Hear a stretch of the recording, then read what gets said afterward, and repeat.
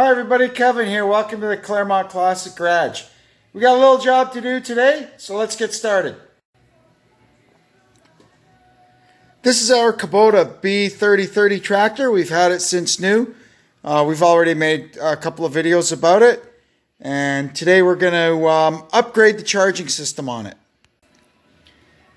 So these machines come standard with a little generator. I think it's 8 or 10 amps output.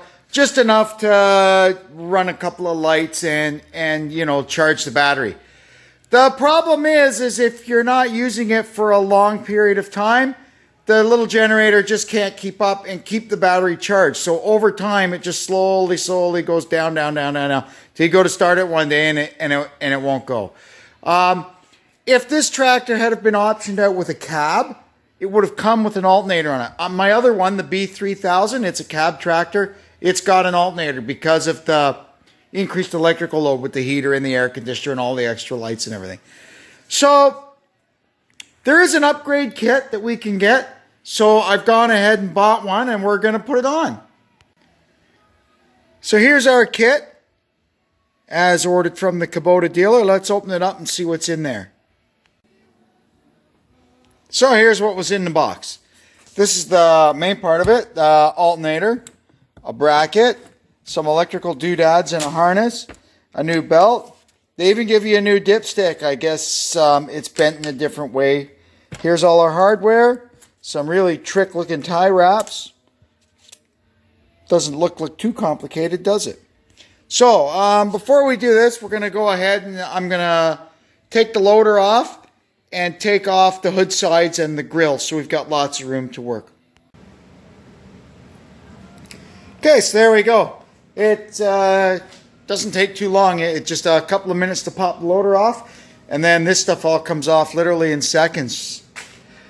Here's our little generator.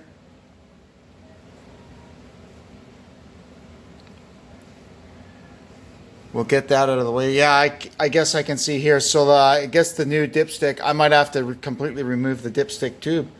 I'm not sure. We'll see how that's going to go.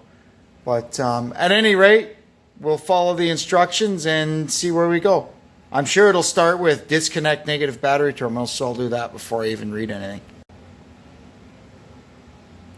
So yes, according to the instructions, we're just going to remove everything.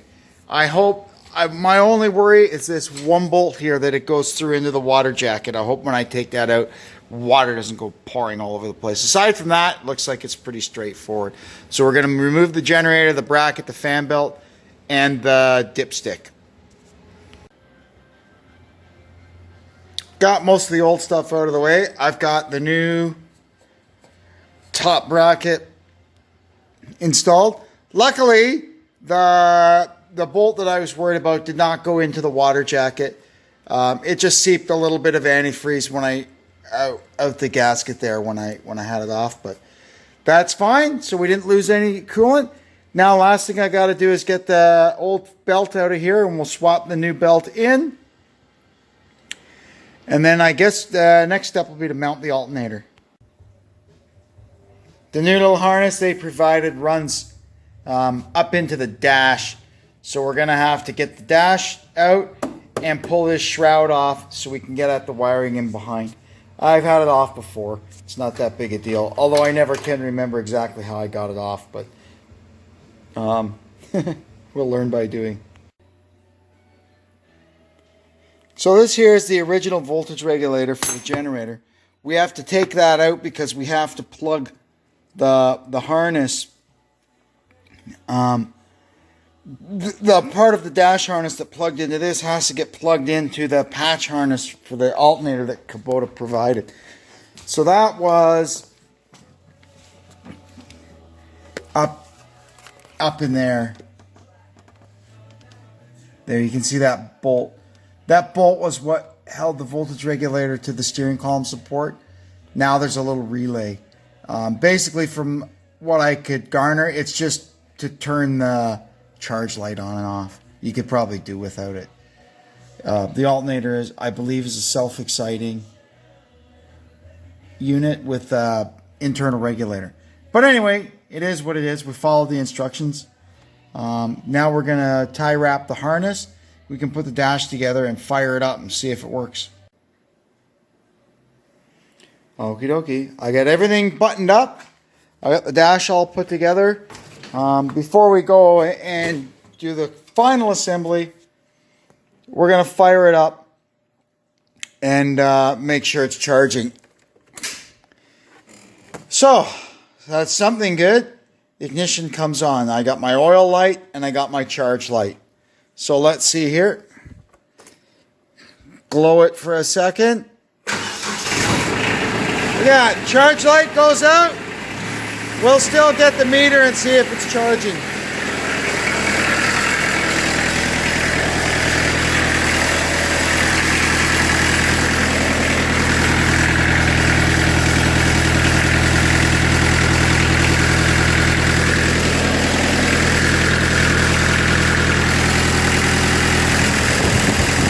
Look at that. Perfect. One alternator conversion done. Okay, so I got everything all buttoned up.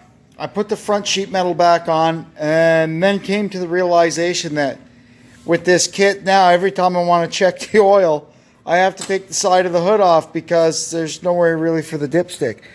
So what we're going to do now is take this hood side back off and see if there's a way I can put the original dipstick back in and, you know, rebend the tube so it points another way or something so I can get at the dipstick without having to take the hood side off. That's a lot better. So I rejigged the dipstick tube, put a couple of different bends in it to snake it around the alternator. Now it comes out here so I can just open the hood and check my oil. All I've got to do now is make up a couple little brackets to hold it in position and it'll be good. So there we go. I added a couple of brackets to it and now it's right there. I can pull it in and out without taking the side of the hood off. Wow, good old Kubota. Unreal. Oh well, what are you going to do? That's how it goes. They make this kit to fit a multitude of tractors, not just this one. I wonder how many people just leave the side of the hood off. That'd be an option. 8Ns didn't have sides on the hood. They were just fine. Anyway, that's it. I'm going to close the hood down, put the loader back on. In this case, it'll be closed. Alrighty, now we can put the loader back on. Oops, got to turn the battery on. So I got the loader back on, that's all done. I'm very happy to get this job done. It was something I've been meaning to do for a very long time. The parts have been sitting around here for ages. So now, another thing I could cross off my list. Anyway, that was great. Hope you enjoyed watching this. Please go down below here and like this video, subscribe to our channel. You can share this video and leave a comment. Anyway, thanks again for tuning into the Claremont Classic Garage. This is Kevin checking out. So long.